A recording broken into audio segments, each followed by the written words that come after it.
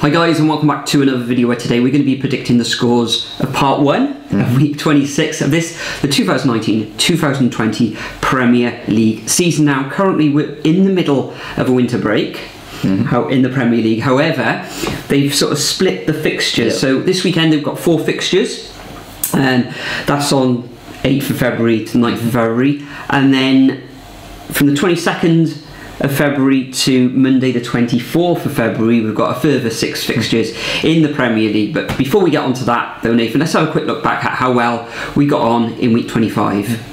So in week 25 I had an absolute disaster of a week. I only had 3 points with no perfect results, but to be fair though, there were an awful lot of shocks last week. So. Yeah, very difficult to predict last week. I only came away with 7 points, but I did have one perfect score, and that perfect score was the Blaze or Sheffield United's 1-0 away victory against Crystal Palace. Representing the viewers last week was Harrison Crane, and Harrison came away with a measly 2 points, so unlucky there, Harrison. Top scorers of the week, because there was 2 last week, both came away with 9 points, and that was Francis Bellardi, always cropping up. He's always cropping up in the comment section there, so congratulations Francis. And also Alex CCFC also scored 9 points. So Francis and Alex, congratulations on your scores in week 25. So overall now, Nathan, for the season you're on 179 points, I'm on 187 points, and languishing yet again is the viewers with 163 points. But enough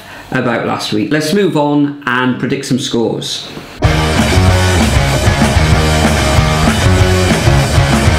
Okay, so first up we have Everton versus Palace at 12:30 on Saturday.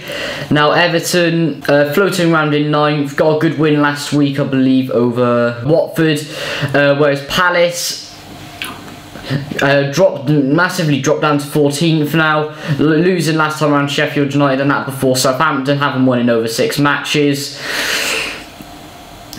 So in a way here I've got to go for an Everton win. I think Everton do have the capabilities to do it. I reckon that Everton are going to sneak through on this one. I think it's going to be a narrow 2-1 victory to the Toffees. Yeah, I think it's going to be a narrow victory as well to Everton. I'm going to go for a 1-0 scoreline in this one. Everton now, they haven't lost against Palace in 10 Premier League fixtures. I think maybe in the cup as well, but and Everton haven't lost at home as well since the 23rd of November. So everything is pointing to a Toffees win. I'm going to go for a 1-0 victory. I don't think Palace, they don't concede that many goals themselves. I think they just in the past 6 games.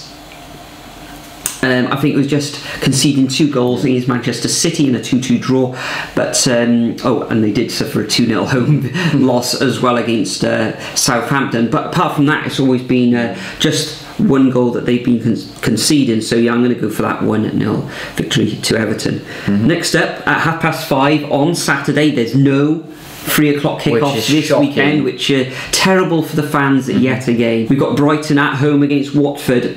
Both teams really need to win this one. However, I don't think a draw would be too bad either. Brighton at the moment, they are in 15th position, have only gained 1 victory in their last 6 fixtures. And Watford, they had a magnificent turnaround, but in their last 3 fixtures they've only drawn 1. You know, they lost their last 2 matches against Everton and Aston Villa. So yeah, difficult one to call this one. I have been tipping Brighton recently, but I'm going to have to go for the away side in this one. I just think they've got that little bit of magic to beat Brighton. I think Brighton was it 3-3 last week against West Ham. They were 3-1 down, and they did pull it back to 3-3. So well done Brighton on that count. But I think Watford are going to turn up there on the south coast and take all 3 points. 2-1 to Watford in this one for me. Yeah, I completely agree with you. Whenever I tip Brighton as well, because I started tipping them even though I predict them to lose almost every game most of the time, and they just lose. It's really annoying. But Watford, I reckon Nigel Pearson will be straight there wanting them to turn it around. They have played Everton in their last match, which you could say is kind of a tough one, especially with the form they've been on. Before that, well, they should have really beat Villa anyway. But yeah, I'm gonna say they're going to turn it around, and I think it's going to be a 2-1 victory to the Hornets. Moving on to Sunday, 2 o'clock, we have Sheffield United versus Bournemouth. Now, Sheffield United patchy form of recently, even though they have been getting some results here and there. Beat Palace 1-0 last week, but the thing with Sheffield United is they do get these narrow 1-0 victories. They never seem to score more than 1 goal in a game, and often keep a clean sheet as well. Coming up against the Bournemouth side, who are starting to turn things around. They've won their last 2 matches, but I think that's going to end there with Sheffield United at home, and I can see them narrowly winning 1-0. Bournemouth have had 2 very good results of late. Yeah. Coming up against Sheffield United gaining, as you said, that victory away against Palace last time out. They're not scoring that many goals at the moment, Sheffield United. I'm totally going to agree with you on this one, Nathan, and I'm going to go for a home win to Sheffield United in this one, 1-0. And Henderson, did he save a penalty last time out? I think so, yeah. I think he did very well for me in my fantasy football team anyway, gaining 10 points there for you guys who are playing along in the Fantasy Football League. Last fixture of part 1 of this sort of, you could say fortnight game week is Manchester City at home against West Ham. Now Manchester City only the 1 victory in their last 3 outings in the league. Last week they came away with a defeat from Tottenham Hotspur Stadium. Is it called the Tottenham Hotspur Stadium? It is, isn't it? It's not New White Hart Lane or anything. This takes place at 4:30, by the way, on Sunday at home against West Ham. It looks like the Premier League is all over now. It is. Yeah, I think there's like 22 points behind Liverpool, so the league's gone. Also, if Liverpool lose their next 7 matches on the trot, then they'll still be top of the league. Quick maths. Crazy. Which is just mad. Yeah, crazy. But I don't think we saw Jarrod Bowen in that fixture against Brighton last week, so he should be available for this match unless he's injured or anything. But I don't think he's going to make any difference. West Ham all over the place at the moment. Man City should have too much at them. You should see Aguero on the score sheet, I think, this weekend.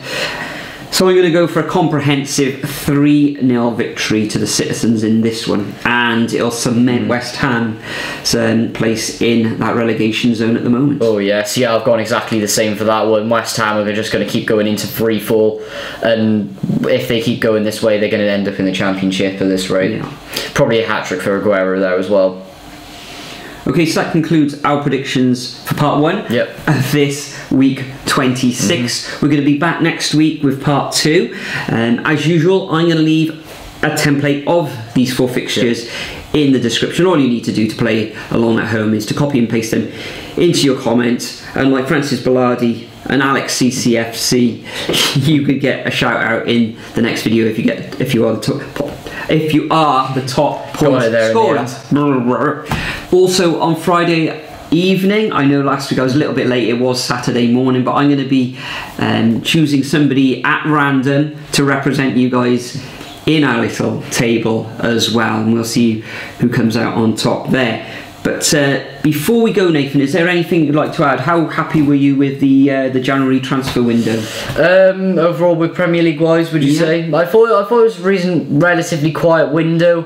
To be honest, there wasn't really many deals flying around. Just like last year was quite quiet. I mean, I think the highlight of last year's was Dom Solanke to Bournemouth for something like 20 million, and then them stealing Klein off us. We were meant to be getting on loan. But yeah, I thought it was a good transfer window. Premier League wise, some teams picking up some good deals, like Jarrod Bowen to West Ham I thought was very good in particular. Bruno Fernandes, can he deliver? That's a question. But if you're looking at worldwide, Erling Haaland's got to be the best one of the window. But that's not in the Premier League. But that's not in the Premier League, obviously. But in general, because it has been quiet. Yeah, I'm just looking down the list here of movements. What about Takumi Minamino? For Liverpool, excellent player there.